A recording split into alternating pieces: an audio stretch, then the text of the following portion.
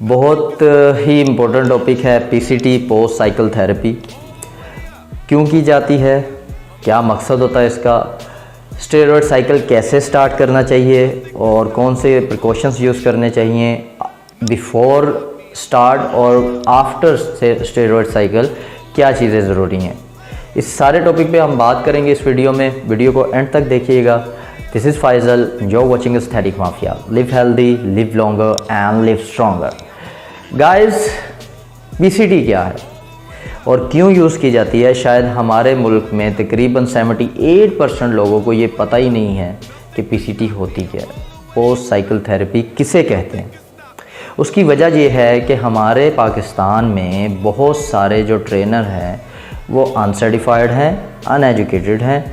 वो खुद steroid use करते हैं, एक दो कंपटीशन खेलते हैं और उसके बाद वो एज अ कोच जो है लड़कों को डील करने लगते हैं। और हमारे यहाँ एक बहुत बड़ी वजह ये भी है कि बहुत सारे एडवर्स इफेक्ट्स स्टेरॉयड्स के जो आते हैं वो इसी वजह से आते हैं कि लोगों में इस हवाले से कोई भी अवेयरनेस नहीं है।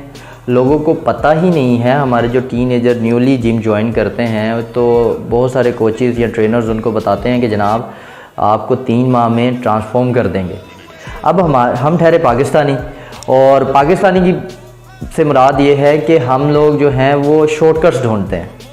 हम लॉन्ग टर्म खेलना नहीं चाहते, हम लॉन्ग टर्म जाना नहीं चाहते, हम शॉर्टकट ढूंढते हैं। जनाब शॉर्टकट ढूंढें और फटाफट तैयार हों और बस टी शर्ट पहन के निकल जाएं सड़कों पे और इम्प्रेस करें लोगों को। लेकिन थिंग इज़ कि हम लोगों को इस चीज़ के बारे में सोचना चाहिए और ये एक बहुत ही इम्पोर्टेंट इशू है जो कि हमें जिसकी अवेयरनेस देने की बहुत ज़रूरत है। बिकॉज़ मुझे बहुत खुशी होती है देख के कि बहुत सारे जो नौजवान हैं वो फ़िटनेस की तरफ आ रहे हैं, बहुत तेज़ी से आ रहे हैं। लेकिन मेरा ये विज़न है, मेरा ये गोल है और मैं इंशाल्लाह इसको ज़रूर अचीव करूँगा आप लोगों की सपोर्ट और हेल्प की वजह से, कि लोगों तक अवेयरनेस पहुँचे। जो नए ज्वाइन कर रहे हैं फ़िटनेस को, वो फ़िटनेस उनके लिए सेहत और तंदुरुस्ती की वजह बने, ना कि अज़ाब जान। क्योंकि जब आप स्टेरॉयड यूज़ करते हैं तो आपको बहुत सारे एडवर्स इफेक्ट्स उसके देखने को मिलते हैं और आपको ये भी पता नहीं है कि आपने उसको वॉश आउट कैसे करना है बॉडी से। हम अपने दोस्त के कहने पे या अपने दोस्त को देख के या मूवी स्टार्स को देख के इन्फ्लुएंस हो जाते हैं कि हम भी यूज़ कर लेते हैं। और बहुत सारे जो सो कॉल्ड ट्रेनर्स हैं वो अपने पैसे बनाने के लिए जो है स्टेरॉयड यूज़ करवा देते हैं। तो उससे जो है इनफर्टिलिटी का इशू, बॉडी एक्नी और हेयर फॉल का इशू, कंटिन्यूस हेयर फॉल और जो हमारा रिप्रोडक्टिव सिस्टम है, चूँकि वो वॉश आउट नहीं किया जाता और वो हार्मोन जो डिसबैलेंस होते हैं स्टेरॉयड की वजह से, ओबियसली जब हम स्टेरॉयड यूज़ करेंगे तो वो हार्मोन्स डिसबैलेंस होंगे, तो वो बैलेंस में नहीं आते, मेंटेन नहीं होते, जिसकी वजह से ऑल लाइफ फिर जो है हमें ये एडवर्स इफेक्ट देखने पड़ते हैं। अब उससे बचने का बहुत ही सिंपल वे है, लेकिन मैं आपको एक चीज़ बिफोर आई स्टार्ट में आपको ये बात कहना चाहता हूँ कि प्लीज़ अगर तो आप स्टेज कम्पीट नहीं करना चाहते या नहीं कर रहे, या आपको सिर्फ एक सिंपल रेगुलर रूटीन में एक फिटनेस चाहिए, तो आप स्टेरॉयड बिल्कुल भी यूज़ ना कीजिए। मैं आप तमाम लोगों से ये दरख्वास्त करूँगा कि जिन लोगों ने न्यूली ज्वाइन किया है या न्यूली ट्रांसफॉर्म करना चाह रहे हैं बॉडी को, तो प्लीज़ अपनी डाइट पे काम कीजिएगा, ना कि आपको किसी के कहे बहकावे में आके स्टेरॉयड यूज़ करना चाहिए। बिकॉज़ अगर तो आप स्टेज कम्पीट नहीं कर रहे, उनकी तो कह लें कि मजबूरी है, विदाउट साइकिल वो जो है स्टेज कम्पीट नहीं कर सकते, इट्स वेरी डिफ़िकल्ट। और क्योंकि टाइम पीरियड जो होता है वो 3 से 4 माह का होता है, तो उसी टाइम पीरियड में जो है उन्होंने अपने आप को जो है डेवलप करना होता है, ट्रांसफॉर्म करना होता है। तो वो फिर कोई उसमें जो है वो नहीं रहता कि जी कोई बात जो है वो नहीं रहती कि जी टाइम नहीं होता उनके पास, तो वो उस चीज़ को फिर उन्होंने इस तरीके से जो है मेंटेन करना। प्लस जब आप स्टेज पे जाते हैं तो अगर आप नहीं यूज़ करते साइकिल स्टेरॉयड, ये नहीं यूज़ करते, तो उससे होता ये है कि आप बहुत टाइनी नज़र आते हैं स्टेजेस पे, और आपकी बॉडी में वाटर और क्रिस्प जो है ना मसल्स में, वो नहीं नज़र आता। सो आई रेकमेंड दिस वीडियो वो लोग जो नहीं जानते, और बहुत सारे ऐसे भी कंपटीशन के लोग मैंने देखे हैं जो कि कंपटीशन खेलते हैं और वो चाहते हैं कि उनकी जो बॉडी है वो कंटिन्यूस ऑल ओवर ईयर जो है ऐसे रहे, तो इस वजह से भी वो पीसीटी नहीं यूज़ करते। ये एक लालच भी होता है, जाहिर है दाद मिल रही होती है, बहुत सारे लोग आपको प्रेस कर रहे होते हैं, तो इस वजह से भी जो है एक इंसान लालच में आ जाता है कि यार नहीं, क्योंकि पीसीटी से आप मसल्स लूज़ करते हैं, डेफिनेटली आपके मसल्स लूज़ होते हैं, और आपका जो वो बॉडी का क्रिस्प है, जो वो कट्स हैं, वो भी जो है वो कम होते हैं। तो ये भी एक लालच होता है हमारे जो कॉम्पिटिटर्स हैं उनको, कि जब वो कंपटीशन खेलते हैं तो उसके बाद जो है वो कहते हैं कि हम जो है ऐसे ही नज़र आए, और फिर उसके बाद उनको जो है स्टेरॉइड्स के बहुत सारे साइड इफ़ेक्ट्स से भुगतना पड़ता है, गुज़रना पड़ता है, जिसमें इनफर्टिलिटी भी है, जो कि ऑल लाइफ फिर जो है एक मतलब इंसान यही सोचता रहता है कि काश अगर मैं अपने आप को वो ना अज़ाब में डालता तो आज मैं ठीक होता। खैर, हमारी बॉडी को वॉश आउट जो करना होता है वो हम पीसीटी से करते हैं। पीसीटी क्या है? बेसिकली पोस्ट साइकिल थेरेपी जो है वो हर स्टेरॉयड साइकिल के बाद यूज़ की जाती है, जो हमने 3 से 4 माह 3 माह का जो कोर्स किया होता है, जो साइकिल किया होता है, अब हमने अपनी बॉडी में उस साइकिल के दौरान जो हमारा नेचुरल टेस्टोस्टेरोन लेवल है वो कम हो जाता है, क्योंकि हमारे जो टेस्टिस हैं या तो वो टेस्टोस्टेरोन बनाना जो है वो कम कर देते हैं, अदरवाइज़ अगर हम लॉन्ग टर्म इंजेक्ट करते रहें एक्सटर्नली टेस्टोस्टेरोन, तो वो क्या होता है, हमारे टेस्टिस जो है वो शट डाउन हो जाते हैं, हमारा जो सिस्टम है रिप्रोडक्टिव सिस्टम वो शट डाउन हो जाता है। बिकॉज़ इसकी मिसाल मैं ऐसे देता हूँ कि जब आप एक ऑफिस में काम करते हैं और आपका जो काम है वो आपका दोस्त रेगुलर बेसिस पे कर देता है, 1 दिन किया, 2-3 किया, कंटिन्यूस करता है 1 माह 2 माह, तो ऑटोमेटिकली आप जो हैं कहेंगे कि जब मेरा काम ये मेरा दोस्त कर देता है तो मुझे क्या ज़रूरत है काम करने की। तो ऐसे ही हमारी बॉडी भी रिएक्ट करती है कि जब वो देखती है कि एक्सटर्नली इतना टेस्टोस्टेरोन आ रहा है हमारी बॉडी में, तो मुझे काम करने की क्या ज़रूरत है। सो वो शट डाउन हो जाता है सिस्टम, और रिप्रोडक्टिव सिस्टम शट डाउन होने की वजह से हमें एडवर्स इफेक्ट्स और हार्मोन डिसबैलेंस देखने को मिलता है। अब हमारी बॉडी से वॉश आउट करने के लिए इन तमाम स्टेरॉइड्स को और हमारे ऑर्गन्स को डिटॉक्सिफाई करने के लिए जो पीसीटी में चीज़ें यूज़ होती हैं वो 3 तरह की हैं। नंबर 1 एक इंजेक्शन आता है जिसे कहते हैं HCG, highly क्रियोनिक gonadotrophin. Highly क्रियोनिक gonadotrophin करता क्या है, ये बेसिकली बॉडी में मौजूद जो इम्बैलेंस है हमारे हार्मोन्स उनको मेंटेन और बैलेंस करने का काम करता है। सेकेंडली, ये जो हमारे टेस्टिस हैं, हमारा जो रिप्रोडक्टिव सिस्टम शट डाउन हो गया होता है, उसको जाके जगाता है कि भाई जो एक्सटर्नली हमारी बॉडी में टेस्टोस्टेरोन आ रहा था वो अब नहीं आ रहा, और प्लीज़ उठो, जागो और रिप्रोडक्टिव सिस्टम का काम दोबारा से स्टार्ट करो, और जो है दोबारा से टेस्टोस्टेरोन बनाओ, दोबारा से स्पर्म्स बनाओ, ताकि जो है हमारी बॉडी नॉर्मलाइज हो सके। तो इस वजह से पीसीटी बहुत ज़रूरी है गाइज। हाईली क्रियोनिक गोनेडोट्रोफिन जो है HCG इंजेक्शन वो मुख्तलिफ स्ट्रेंथ्स में आता है।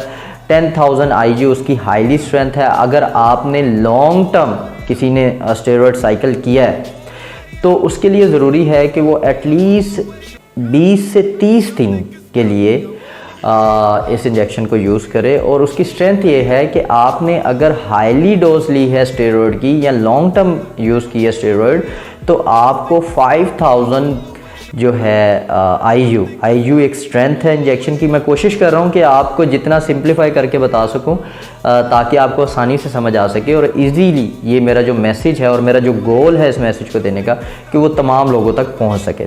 तो IU जो है बेसिकली वो स्ट्रेंथ होती है इंजेक्शन की, वो 5000 10,000 के यूनिट्स में आता है। और आपको ये इंजेक्शन जो है हर हफ्ते में एक बार लगाना होता है, यानी कि मंथ में चार दफ़ा।